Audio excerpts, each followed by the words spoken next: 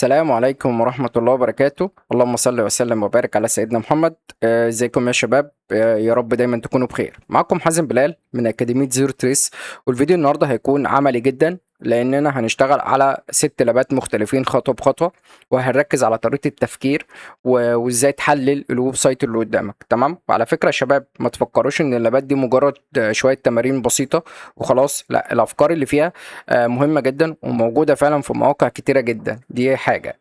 تاني حاجة، في ناس فعلا أخدت باونت عليها محترمة. ممكن ساعات الثغرة تبقى بسيطة جدا أو اللوجيك باج شكله عادي، لكن تأثيره في البيزنس بيكون كبير جدا، ممكن يوصل لأكاونت تيك أوفر أو ثغرات كريتيكال. تمام، عشان كده احنا النهارده حاولوا تركزوا معايا في الفكرة نفسها، ليه الثغرة حصلت وازاي نفكر فيها وازاي ممكن نكتشف الثغرة دي في مواقع حقيقية. تمام، فجهزوا النوتس بتاعتكم وامشوا معايا خطوة بخطوة. ما تنسوش تعملوا اشتراك في القناة وتفعل الجرس وتعمل لايك للفيديو ده. لو عندك أي سؤال تقدر تكتب لي في الكومنتات وهرد عليك. تمام؟ طيب، خلينا نعمل بس اكونت كده. حازم بلال، حازم @gmail.com اكس. اه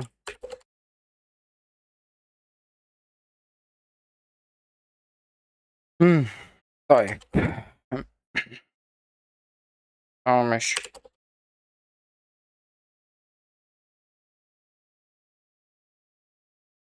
تمام أوي، كويس جدا. طيب نروح لتو في ايه لابس. دول 6 لابات. تمام، اللابات دي معمولة من الرايتبس، يعني جايبينها من الرايتب سواء على ميديم او هاكر وان. حلو. طيب، خلينا كده نقول بسم الله ونبدأ بأول لاب. طيب، أول لاب ده فكرته إيه؟ أنا عشان أصعب اللاب للطلاب زيرو تريس ما بحطش أي أوفر فيو لللاب خالص ولا هنت لللاب. جميل. طيب، فكرة اللاب ده ايه؟ فكرته ان الويب سايت انت بعد ما بتيجي تعمل لوجن بيطلب منك 2 اوف ايه او اوتو بي. جميل، بيكون باربع ارقام او 6 ارقام. حلو. طيب، احنا عايزين نعمل بقى ايه؟ عايزين نعمل باي باس لل2 اوف ايه ده. في كذا طريقة طبعا، بس خلينا نمشي واحدة واحدة. لو عايزين نعمل باي باس لل2 اوف ايه، انت بدل ما تحط الكود الحقيقي، خلينا نفتح النوتس كده ونكتب كده ايه 1 لاب. تمام، 2 اف ايه. انت بدل ما انت سي الاوتو بي الحقيقي، تمام، ممكن يكون مثلا كده، ده الاوتو بي الحقيقي. حلو، احنا عايزين نعمل باي باس، مش عايزين نحط الاوتو بي الحقيقي. تمام، فاحنا ممكن مثلا نحط 4 اصفار، او 1 2 3 4 او 4 تسعات. حلو. لو الموقع لو الموقع قبل منك الاوتو بي الغلط ده يبقى كده في ثغرة. حلو. طيب، خلينا نحط اكونت، نعمل حازم @gmail.com. تمام، ونعمل ساين. دلوقتي اداني اوتو بي. سيبك من الاوتو بي ده لان هو 6 ارقام واللاب احنا مبرمجينه على 4 ارقام، فسيبك من الاوتو بي ده. حلو. طيب، هو انا دلوقتي مش معايا الاوتو بي الصح. يعني دول 6 ارقام، انا لو جيت خدتهم كوبي حطيتهم هيحط لي 4 ارقام. فانا دلوقتي مش معايا اوتو بي الصح. ونفترض ان الاوتو بي هيجي لك على الجيميل، اعتبره مش يعني اعتبره ما جاش اصلا. حلو. طيب، احنا نعمل باي باس للحته دي ازاي؟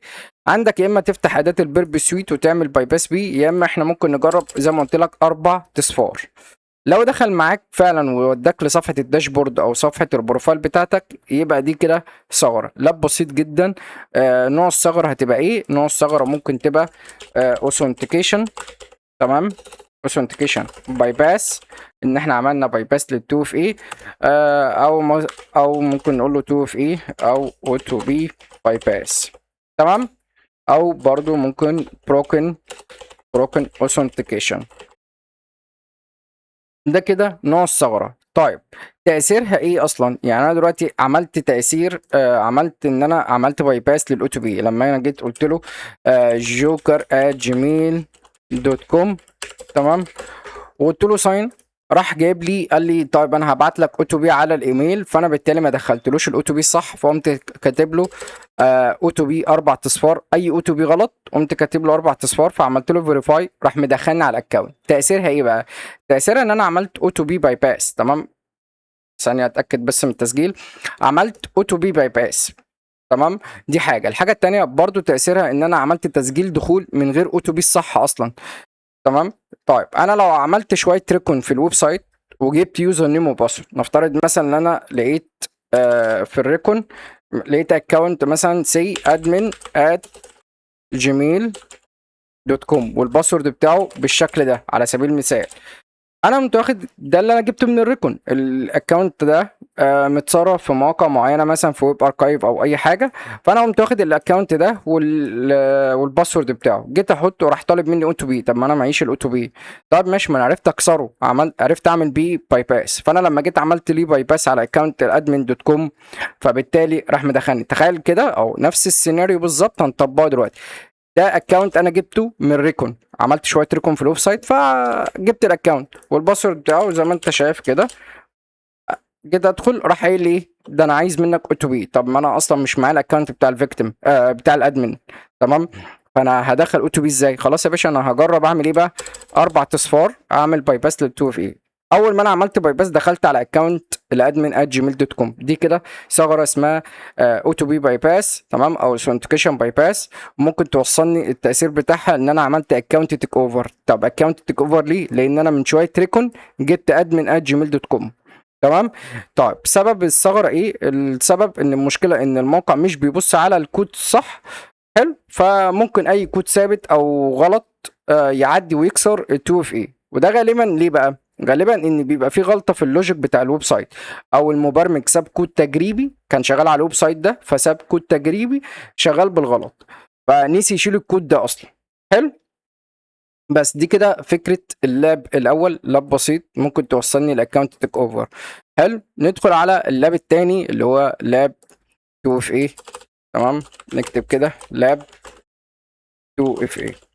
حلو. ده كده اللاب التاني. طيب اللاب التاني ده فكرته ايه؟ فكرته ان المفروض ان كل او تو بي يكون مربوط بيوزر نيم معين بسيشن معينه. حلو. لكن هنا السيرفر بيعمل ايه؟ السيرفر بيقول هل الكود ده صحيح ولا لا.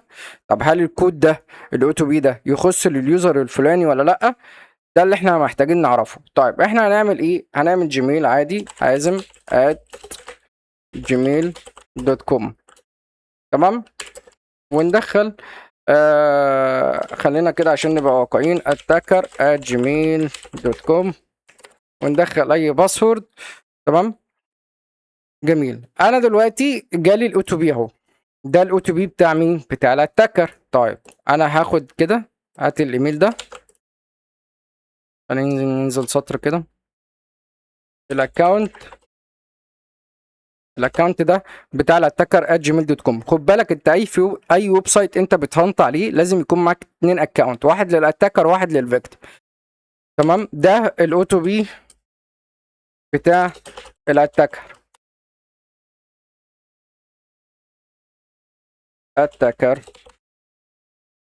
ده الاوتو بي الصح بتاع الاتاكر. تمام. انا مش هستخدم الاوتو بي ده خالص. حلو. احنا قلنا ان فكره اللاب ده المفروض ان هو كل اوتو بي بتاع اكونت او بتاع يوزر معين بسيشن معينه لازم يكون خاص بيه هو. حلو. السيرفر بقى المفروض ان احنا عايزين نعمل تشيك، عايزين نعرف هل السيرفر ده بيتاكد ان الكود ده بتاع اليوزر الفلاني ولا لا. ده اللي احنا محتاجين نعرفه. فانا دلوقتي عملت اكونت attacker@gmail.com والاوتو بي بتاع الاتاكر هو الاوتو بي الصح اهو. حلو. طيب بص بقى انا هعمل ايه. هعمل باك اكني هعمل اكونت جديد، وهعمل اكونت جديد على سبيل المثال الاكونت الجديد ده victim@gmail.com. حلو. نفترض ان الاكونت ده مش معايا، انا جبته برضو من خلال الريكون، مش معايا الباسورد ولا معايا الايميل بتاعه، انا معايا بس الجيميل اللي هو victim@gmail.com. تمام. وهدخل الباسورد عادي يا عم. انا معايا الباسورد ولكن انا مش معايا الاوتو بي. سيبك من الاوتو بي ده، الاوتو بي ده ما ظهرش قدام. حلو. يبقى انا كده اول حاجه عملت attacker@gmail.com. ده الاوتو بي الصح. جميل. والاوتو بي بتاع الفيكتيم اهو قال لي ممكن تدخله. ده كده اوتو بي فيكتيم. ده كده الاوتو بي بتاع الفيكتيم. جميل قوي. انا مش هستخدم الاوتو بي بتاع الفيكتيم خالص. امال هتستخدم الاوتو بي بتاع مين؟ بتاع الاتاكر. المفروض ان الاوتو بي ده خاص بمين؟ خاص بالاتاكر@gmail.com. جميل. لو انا حطيت الاوتو بي بتاع الاتاكر، المفروض لما اجي ادوس فيريفاي يمنعني، يقول لي اكسس ديناي. طب لو دخلني كده يبقى في ثغره. دخلت فعلا بالاوتو بي بتاع الاتاكر @gmail.com، مع ان الاوتو بي ده خاص بالاتاكر مش خاص بالفيكتيم. لما انا دخلت الاوتو بي بتاع الاتاكر ده عند الفيكتيم، اصبح ان انا دخلت بالاكونت الفيكتيم ده. طب هل ده ينفع؟ لا، مش منطقي. طب نوع الثغره ايه؟ نوع الثغره اوتو بي ريوز، تمام، او اوتو بي نوت باوند، تمام، تو اكونت. ده كده نوع الثغره. طب تاثيرها ايه؟ تاثيرها ان انا عملت باي باس للتو اف ايه، ودخلت بحساب الضحيه بتاع الاوتو بي. يعني ايه الكلام ده؟ يعني انا جبت الاكونت بتاع الاتاكر، خدت الاوتو بي بتاعه، ودخلت باكونت الفيكتيم بالاوتو بي بتاع الاتاكر. ده التاثير بتاعها. ساعتها ممكن توصلني لاكونت تيك اوفر. تمام. طب الثغره ليه؟ يعني سبب الثغره ايه اللي خلاها تحصل كده؟ السبب بتاعها ان السيرفر مش يعني السيرفر بيتاكد من الاوتو بي صح وخلاص. جميل. يعني السيرفر هو بيتاكد من الاوتو بي وكل حاجه تمام، مفيش مشكله. ولكن مش بيتاكد ان الاوتو بي اصلا طالع من نفس اليوزر ولا لا، او من نفس السيشن ولا لا. فالموقع شاف ان الاوتو بي صح، فقال يا باشا اتفضل ادخل، ما تبصش على الكود ده بتاع مين اصلا. هو قال لك خلاص ده اوتو بي طالع من السيرفر عندي، مفيش مشكله. الفيكتيم حطه، مع ان الاوتو بي ده المفروض يكون خاص بالاتاكر مش بتاع الفيكتيم. فهو شاف ان الاوتو بي طالع من السيرفر عنده، فاتاكد ان هو صح، ولكن ما اتاكدش ان الاوتو بي ده بتاع اليوزر بتاع الاتاكر ولا الفيكتيم. هو ما رضيش يتاكد منها، فقال لك ده الاوتو بي صح، فخلاص دخل بيه الفيكتيم، مع ان ده غلط اصلا، ما ينفعش. جميل. ده كده اللاب التاني. يبقى اللاب الاولاني زي ما شرحناه. اللاب التاني في كل فكرته ان انا عملت اتاكر @gmail.com، جالي الاوتو بي بتاعه، ما استخدمتش الاوتو بي ولا اي حاجه. قمت رايح اعمل الفيكتيم @gmail.com، جالي الاوتو بي بتاع الفيكتيم، ما استخدمتوش، بس عملت ايه؟ ريبليس للاوتو بي بتاع مين؟ الاتاكر. فدخلت على اكونت الفيكتيم. ده كده ثغره المفروض ان انت تتحقق منها ان هي ثغره باجز تقدر تسلمها وتتحسب ليها باونت. تمام. جميل. نخش على اللاب التالت. اللاب التالت ده بقى، ننزل كده. آه 3 لابس 3 لابس 2 اف اي. تمام. طيب اللاب التالت ده عبارة عن ايه؟ فكرته ايه؟ فكرته ان انت دلوقتي الموقع ده او الويب سايت بشكل عام بيتعامل مع ريسيت باسورد. بيتعامل مع ريسيت باسورد كأنه اثبات هوية. تمام. بس فانت لما بتيجي تغير مثلا الباسورد بتاعك، فبيدخلك على الحساب على طول، وينسى يطلب منك التوفيق. يعني تخيل مثلا ان انا عملت اكونت فيسبوك. جميل. فانا عشان اخلي الاكونت يكون سكيور اكتر، فبعمل باسورد صعبه، وفي نفس الوقت بفعل الاوتو بي والفاكتور اوثنتيكيشن وكل الكلام ده. تمام. فالمفروض لما اجي اعمل ريسيت للباسورد يطلب مني اوتو بي اصلا. ده كده فكره الفيسبوك. طيب هنا بقى إيه اللي بيحصل؟ فالمفروض ان السيستم الطبيعي يمشي كده، يمشي لوجن. تمام. بعد كده انا هنمسح بس الكابيتال ده، لوجن. وبعد كده يطلب منك 2 اف اي، وبعد كده يقوم مدخلك على الاكونت ده. السيستم الصح اللي المفروض يمشي كده. جميل. طب انا لو جيت عملت ريسيت باسورد، عملت اللي هو انا هغير الباسورد بتاعي، ايه المفروض يتم؟ المفروض يتم ريسيت باسورد. تمام. وبعد كده نيو لوجن، ان انت بقى هتبدا تعمل لوجن جديده. بعد كده يطلب منك 2 اف اي، يبعت لك 2 اف اي على الموبايل بتاعك او على الاكونت الجيميل. بعد كده يدخلك على الاكونت. تمام. ولكن الثغره عشان تتم ويحصل ثغره، الغلطه هنا ان هو بيعمل ريسيت باسورد. تمام. وبعد كده بيدخلك على الاكونت. كده انا اصلا عملت 2 اف اي باي باس. تمام. عشان نفهم الفكره اكتر محتاجين نحل اللاب.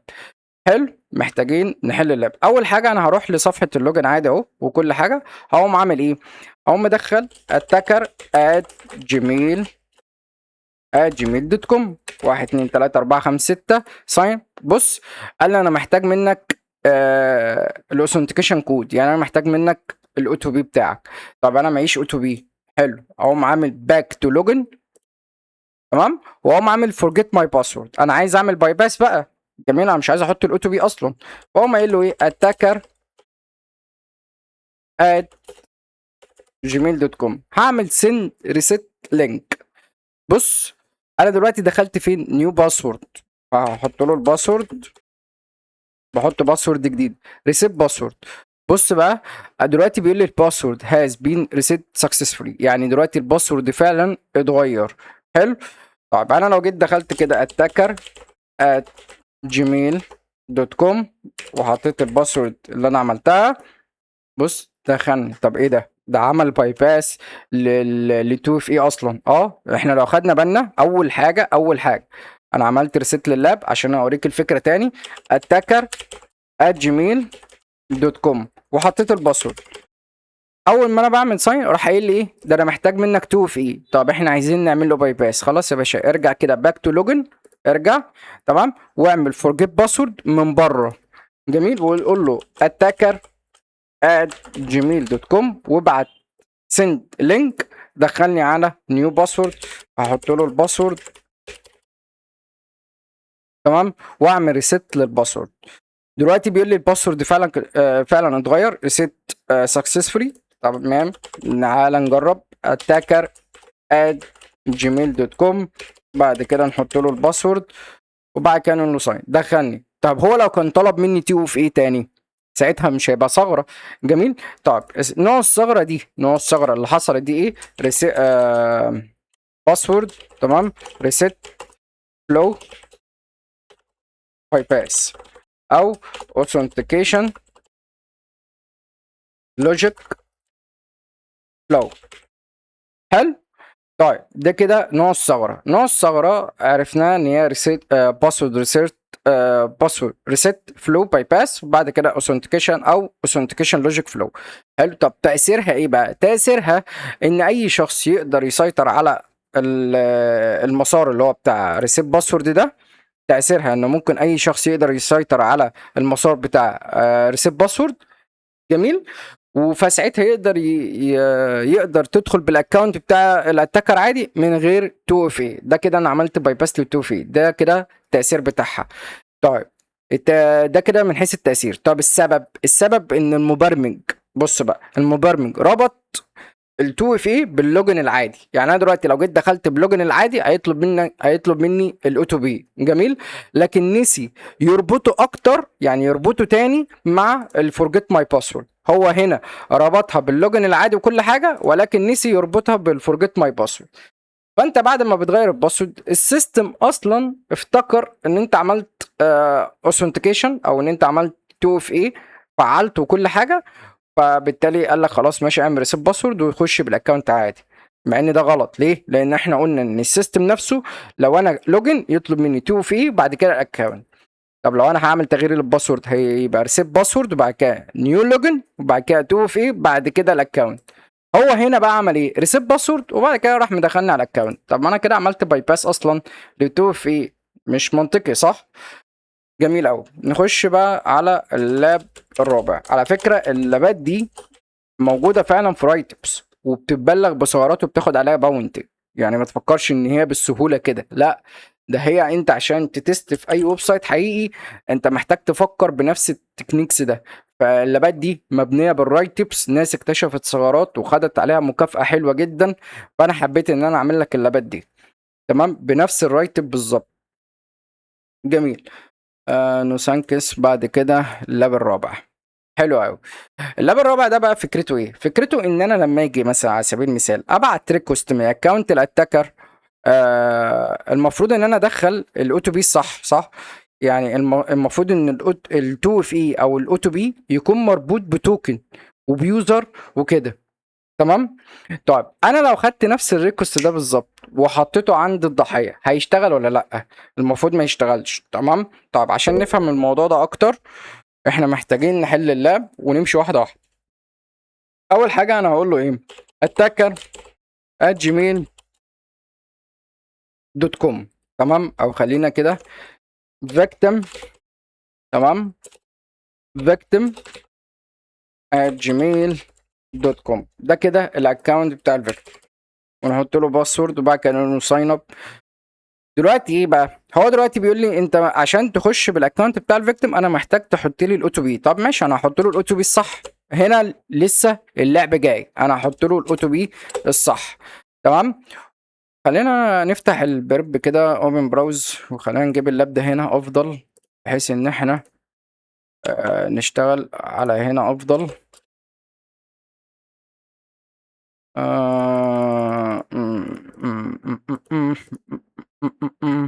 طب هنا انا محتاجين نعمل ريجستري. طيب اي حاجة يا عم، ماشي.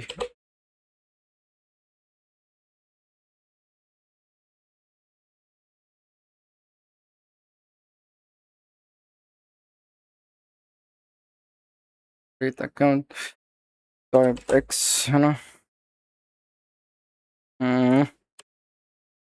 مش وقتك خالص. انا الفكرة ان البراوز عندي فيه مشكلة. تمام. حلو اوي، ده اللاب بتاعنا.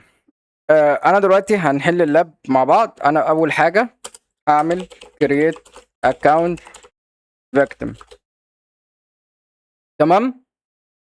فانا هقول له victim @gmail.com. تمام. ونقوم ايه حاطين الفيكتيم @gmail.com. جميل. وبعد كده نعمل ايه؟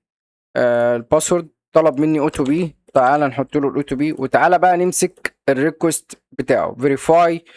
نشوف الريكوست اهو، ده الريكوست بتاعه 2 في ايه والاوتو بي. عايزين نعترف بقى ايه الريسبونس، فهنعمل دو انترسبت ريسبونس، نعمل فورورد. ده الريكوست، قصدي ده الريسبونس وده الريكوست. جميل. انا هاخد ده كده ايه كوبي، هاخد الكوبي كده واخزنه فين؟ هخزنه هنا. تمام. وبعد كده انا هقول له فورورد عادي. خلاص انا خدت الريكوست الصح. دلوقتي اكسس جراندد، انا دخلت مين؟ بالفيكتيم @gmail.com. حلو. هعمل باك تو لوجن، هعمل باك تو لوجن واقوم داخل بالاتاكر @gmail.com واحط له اي باسورد. تمام ساين. وبعد كده هقوم مدخل، مش هدخل بقى الاوتو بي الصح. نركز هنا بقى. انا كده تاني خطوه ان انا عملت اكونت عادي بالفيكتيم وخدت الريسبونس بتاعه الصح. تمام. بعد كده هقوم عامل كرييت للاكونت الاتاكر. جميل. فانا اقول له كده اتاكر @gmail.com والباسورد بالشكل ده. ده كده الباسورد. تمام. ظهر معايا اوتو بي. انا مش نوت يوز اوتو بي، مش هستخدم الاوتو بي الصح، مش هستخدم ده. انا هحط له اي اوتو بي 4 وحايد، اي اوتو بي غلط، وهمسك الريكوست. تمام. واقول له فيريفاي. بعد كده هعمل دو انترسبت ريكوست، هعمل ريسبونس ميبوليشن. بص بقى قال لي ايه؟ قال لي سكسس فولس والاوثنتيكيتد فولس والاوتو بي انفاليد، فالاوتو بي ده غلط. طب جميل قوي. انا خدت الريسبونس بتاع الفيكتيم ده، هاخده كده. تمام. واعدله هنا. حلو. انا كل اللي انا هغيره ان هغير اليوزر ده، بدل ما هو فيكتيم @gmail.com هخليه اتاكر. تمام @gmail.com. طب ما هنا في توكن، التوكن دي بتاعت مين؟ بتاعت الفيكتيم مش بتاعت الاتاكر. فالمفروض ان انا لما اجي اعمل فورورد يقول لي اكسس ديناين، ما ينفعش، انت لعبت في الريسبونس وده مش الصح بتاعه. فانا اقوم عامل كده فورورد. نشوف دخلني هنا قصدي. تمام. اهو اكسس جراندد. دلوقتي انا دخلت بالاتاكر @gmail.com. انت عارف انا عملت ايه؟ انا عملت اصلا باي باس كرييت اكونت. انت متخيل؟ يعني انا بدل ما اعمل باي باس لل2 في ايه، لا ده انا اصلا كنسلت ال2 في ايه وعملت اكونت وكل حاجه والدنيا تمام.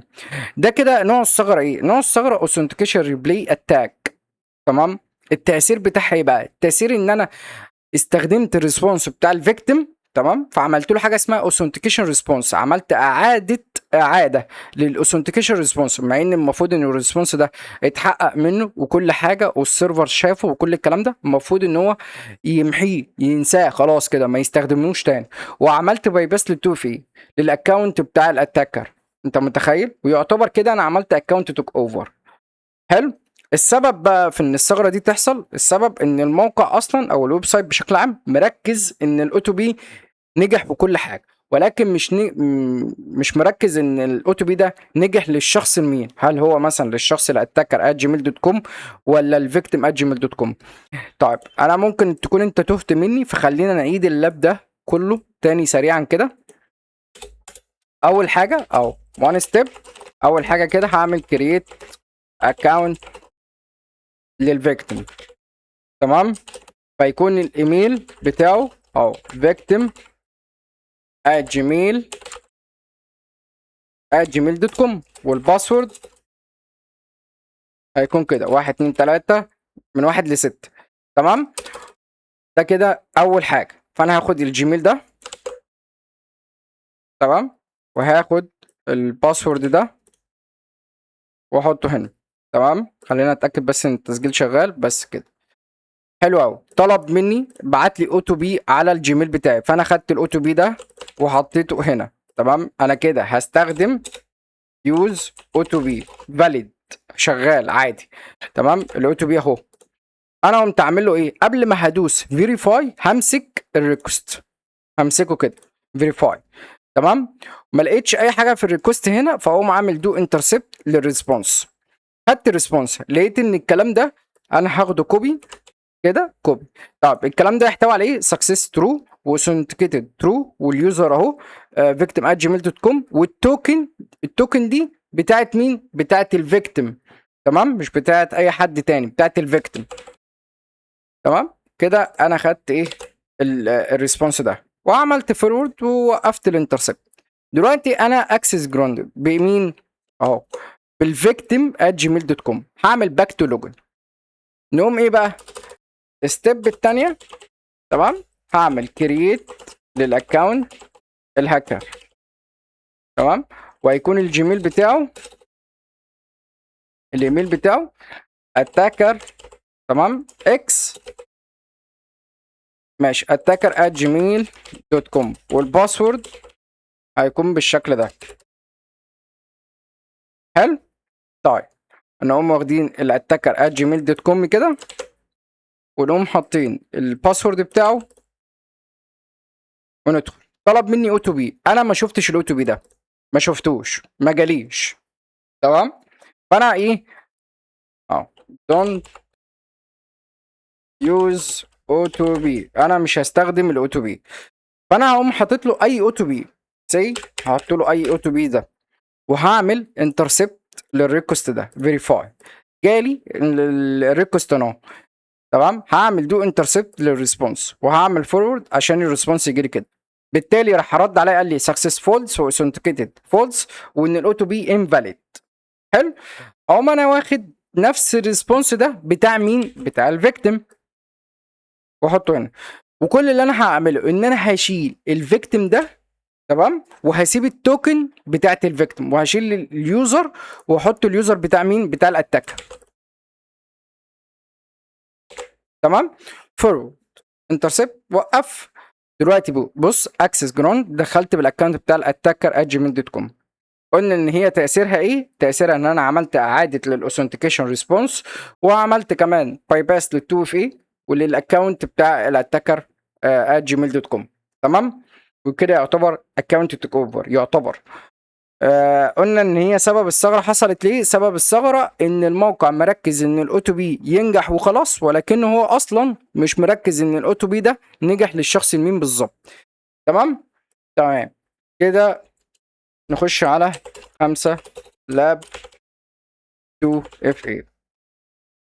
حلو. نروح هنا لاب 5، تمام.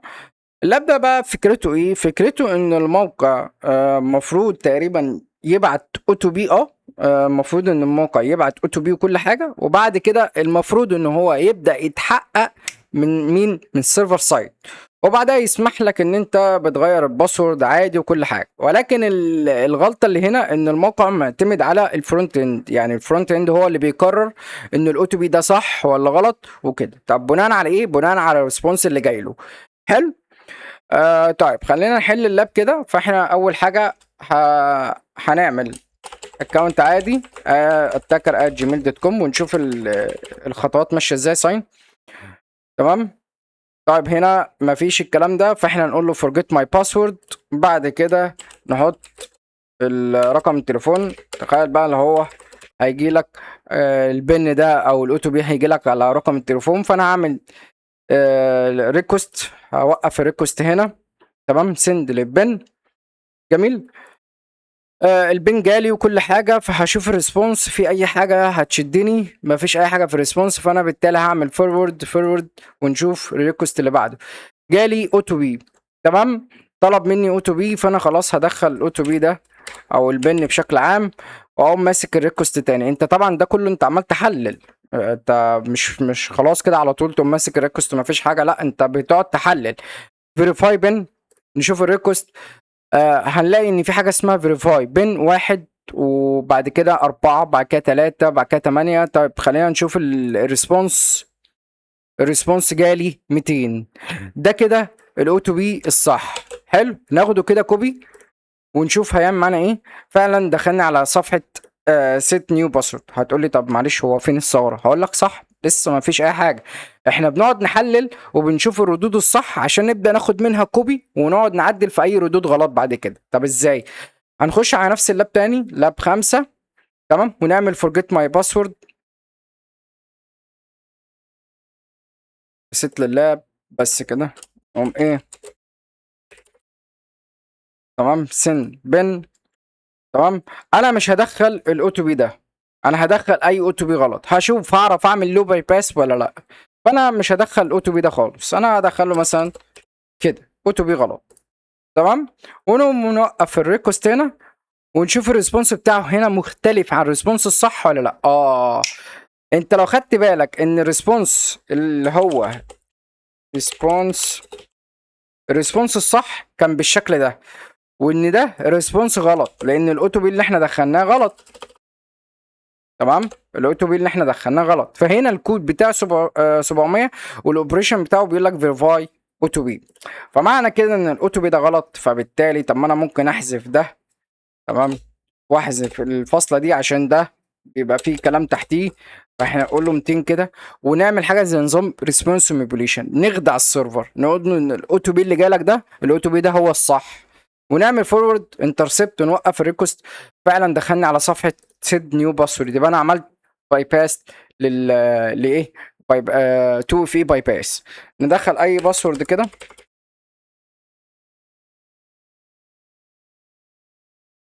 تمام، ريسيت باسورد. فعلا اهو اللاب اتحل اكونت داشبورد وان ده رقم التليفون، وفعلا دخلت بالاكونت. على فكره الثغره دي ممكن تحصل اكونت تيك اوفر. تمام، نوع الثغره ايه؟ نوع الثغره كلاينت سايد اوثنتيكيشن باي باس وكلاينت سايد اوتو بي فيريفيكيشن. حلو.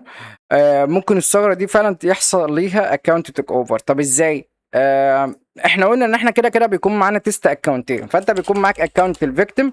تمام، وبيكون معاك اكونت اتاكر. تمام، فانت دلوقتي نعمل ريست لللاب. هنروح على فورجيت ماي باسورد، هندخل اي سي انت معاك دلوقتي رقم التليفون بتاع الفيكتيم، فهنقول ان رقم التليفون بتاع الفيكتيم هو ده. حلو، هيبعت سند هيبعت اوتو بي. دلوقتي انا مش معايا الاوتو بي بتاع مين؟ بتاع الفيكتيم، لان ده رقم الفيكتيم. انا جبت رقم الفيكتيم ده بطرق ما. حلو، فانا هيجي لي اوتو بي، فانا بالتالي مش معايا الاوتو بي، فانا هدخل اوتو بي غلط. تمام، وابعت ريكوست هنا فيريفاي بن.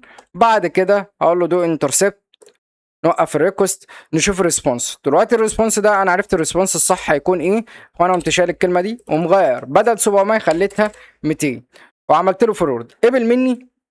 قبل مني للدليل ان هو دخلني على صفحه نيو باسورد، فانا بالتالي هغير الاكونت بتاع الضحيه. فانا عملت اكونت تيك اوفر 1 2 3 4 5 6. تمام، وهنا دلوقتي انا دخلت على الاكونت بتاع الضحيه فانا سرقته. فالتاثير بتاعها ان انا عرفت اعمل باي باس لل2 في ايه من غير ما اعرف الكود الحقيقي اصلا. دي حاجه. الحاجه التانيه غيرت الاكونت بباسورد الجديد. فتخيل لو انا معايا الاكونت بتاع الضحيه، فانا كده عملت اكونت تيك اوفر. السبب الثغرة ايه؟ السبب ان الموقع سايب الاو تي بي عن طريق الفرونت اند غلط ولا صح، فهو بيتحقق من الفرونت اند بس. يعني بدل ما السيرفر هو اللي يحكم في الحوار ده يقول لك ان الاو تي بي غلط ولا صح، لا، خلى الفرونت اند هو اللي يحكم في الموضوع ده. فسهل جدا ان انت تقدر تضحك على الفرونت اند. تمام، فالسيرفر واثق في كلام البراوزر بتاعه، والبراوزر اي حد يقدر يضحك عليه. الموضوع بسيط. حلو، جميل قوي. نروح بقى لاخر لاب معانا، هو 6 لابس. تمام، 2 اف اي. حلو، نروح لللاب، خلينا نتاكد من التسجيل. تمام كده.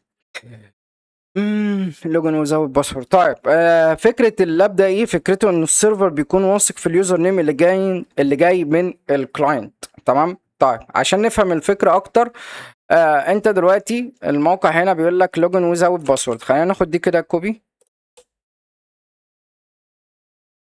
لوجن ويزاوت باسورد. تمام. انت دلوقتي عندك في الويب سايت حاجه اسمها لوجن ويزاوت باسورد زي ما انت شايف كده. تمام، فانت دلوقتي بتدخل بالايميل. انت هتدخل بالايميل اهو، انت هتعمل لوجن اكونت عادي، بعدها هيبعت لك او تو بي. فانت المفروض ان انت هتبعت، هيبعت لك سند او تو بي. بعد كده انت المفروض تدخل او تو بي الصح بتاعك، وبعد كده بتدخل على الاكونت. ده السيناريو الطبيعي اللي المفروض يحصل. تمام. طيب، الغلطه هنا فين بقى؟ الغلطه ان السيرفر اصلا بيتحقق فعلا من الاو تو بي وكل حاجه، ولكن مش بيتحقق هل اليوزر نيم ده مربوط بالاو تو بي ولا لا. يعني ايه الكلام ده؟ يعني ده انا دلوقتي مثلا انا على فيسبوك. الفيسبوك ده انا عامل بالاكونت اللي هو ده. انا من خلال الفيسبوك انا ممكن اعمل اكونت تاني يوزر، يعني الاكونت ده معمول يوزر اسمه اتاكر كده. تمام، من نفس الجيميل ممكن اعمل حازم بلال من نفس الجيميل بالظبط ده على الفيسبوك. حلو، فساعتها انت لما بتيجي تعمل ريسيت للباسورد بالجيميل ده، فبيقول لك والله انت عايز تغير الاتاكر ولا انت عايز تغير حازم بلال. فبيخيرك، فانت ساعتها ممكن تقول له والله انا هغير الاتاكر، فبيوديك للاتاكر. السيرفر بقى هنا بيتحقق من الاو تو بي وكل حاجه، ولكن مش بيتحقق هل اليوزر نيم اتاكر ولا حازم بلال. تمام، وكمان مش بيتحقق من حازم بلال والاتاكر مربوط بالاو تو بي ولا لا. ما هو انت لما تروح على الفيسبوك وتيجي تغير الاتاكر، هو بيخيرك يقول لك يا اما تغير الاتاكر يا اما حازم بلال. فانت دلوقتي بتقول له الاتاكر، فبيبعت لك او تو بي فعلا على الايميل ده. تمام، فالمفروض ان السيرفر بيتحقق ان الاو تو بي ده تبع الاتاكر ولا تبع حد تاني. عشان نفهم الفكره اكتر محتاجين نطبق على اللاب. لوجن ويزاوت باسورد، نروح كده للوجن وزود. هو دلوقتي بيقول لي حط لي الايميل، فانا هحط له attacker@gmail.com سند او تو بي، هيبعت لي او تو بي. حلو، دخل الاو تو بي الصح مفيش مشكله عادي. فيريفاي، دلوقتي هو بيخيرك بيقول لك والله الاكونت اللي انت حاطته لي ده الاتاكر@gmail.com ده، انت هتغير الاتاكر 1 ولا 2. انا دلوقتي هقول له 1. تمام، المفروض ان انا اعمل ريست لللاب. طيب، نعيد اللاب تاني. لوجن ويزاوت باسورد، هنحط attacker@gmail.com سند او تو بي. تمام، نحط له الاو تو بي الصح. عايزين نمسك الريكوست. هو دلوقتي بيخيرني تشوز اكونت، انت هتختار الاكونت 1 ولا 2. فانا بالتالي همسك الريكوست كده. تمام، واقول له والله انا هختار 1. الريكوست جالي هنا اهو. انت لو خدت بالك من الجيت ريكوست ده زيرو تريس والكلام ده، وبعد كده بيقول لك اليوزر نيم اتاكر 1. طب ايه المانع ان لو خليتها ومن خلال الريكون اللي انا عملته عرفت ان في اكونت اسمه فيكتيم. تمام، فانا شلت اتاكر 1. ما انا ما عنديش غير 2، ما عنديش غير حاجه اسمها اتاكر 1 واتاكر 2، وما عنديش حاجه اسمها فيكتيم. ايه المانع ان لو خليت الريكوست بدل ما هو اتاكر 1 خليتها فيكتيم. لو انا عملت فورورد كده ووقفت الريكوست، بص بقى اللي حصل ايه. انا حليت اللاب فعلا وكل حاجه. بص، الاكونت اللي انا استخدمته اسمه attacker@gmail.com، وعملت لوجن بالفيكتيم. يعني انا سرقت اكونت الفيكتيم اصلا. تمام، فنوع الثغره ايه؟ نوع الثغره اكونت تيك اوفر ما فيهاش حاجه تانية. تمام، فدي نوع الثغره. ليه؟ لان انا فعلا لو جينا عملنا ريست لللاب ورحنا كده حطينا attacker@gmail.com وسند او تو بي، هات يا باشا الاو تو بي مفيش مشكله. حط هنا فيريفاي، حلو. تشوز اكونت، هو بيخيرني بيقول لي والله الاكونت الاتاكر @gmail دوت كوم ده في اتنين يوزر عليه، اتاكر 1 واتاكر 2. طيب انا همسك الريكوست بتاع الاتاكر 2. حلو. بدل ما اخليها اتاكر 2، من خلال الريكون اللي انا عملته عرفت ان في اكونت اسمه فيكتيم. تمام، في يوزر اسمه فيكتيم، فانا هقول له فورورد انترسبت، وقف كده. من اتاكر @gmail دوت كوم دخلت باللوجن بتاع مين؟ بتاع الفيكتيم. فالتأثير ايه؟ التأثير ان انا سرقت الاكونت الضحية بالكامل. طب الثغرة ايه؟ السبب ان السيرفر بيصدق اليوزر نيم اللي جاي من البراوزر، فعشان كده هو بيعتمد على الفرونت اند، مش الباك اند. تمام. فدي كده ثغرة اكونت توك اوفر، ثغرة غالية جدا، ممكن توصل لحوالي $1000 ويمكن اكتر كمان، لان انا عملت اكونت توك اوفر، سرقت الاكونت بتاع الضحية. بس كده. ودي كده كانت فكرة الست لبات بتاعت التو في ايه، افكار سهلة وكل حاجة. وتخيل لو انت عرفت تجيب الافكار دي وتطبقها في موقع حقيقي، صدقني هتاخد عليها باونتي حلوة جدا. وانا بقول لك اللابات دي مبنية بالرايت تيبس، احنا جبناها فعملنا عليها لابات. انت دلوقتي مجرد ان انا شرحت لك الرايت تيب وطبقت لك عليه، عمرك ما هتعرف تنسى السيناريو ده خالص مهما كان عدد اللابات اللي قدامك. تمام. 6 لابات ولسه بنزود، يعني لسه في حاجه في الاوثنتيكيشن. تمام. في الاكس اس اس، في اتش تي ام ال انجكشن 10 لابات. في ريجستري 2 لاب بس. احنا دايما بننقي الرايت تيبس اللي فعلا قويه وفيها باونتي وفيها فكره، لان انا لو حطيت لك لاب عادي مش هتستمتع بيه، فاهم قصدي؟ بس فانت لو عندك اي سؤال تقدر تكتب لي في الكومنتات، والمنصه دي خاص بطلاب زيرو تريس فقط، مش بابليك، المنصه دي برايفت لطلاب زيرو تريس فقط. تمام. فانت لو عندك اي سؤال تقدر تكلمني في اي وقت وهرد عليك بكل التفاصيل. تقدر تكتب اي حاجه في الكومنتات وانا هرد عليك في الكومنت. ولو عايز تنضم في جروب بابليك زيرو تريس العام مجاني، هسيب لك اللينك في وصف الفيديو. والسلام عليكم ورحمه الله وبركاته.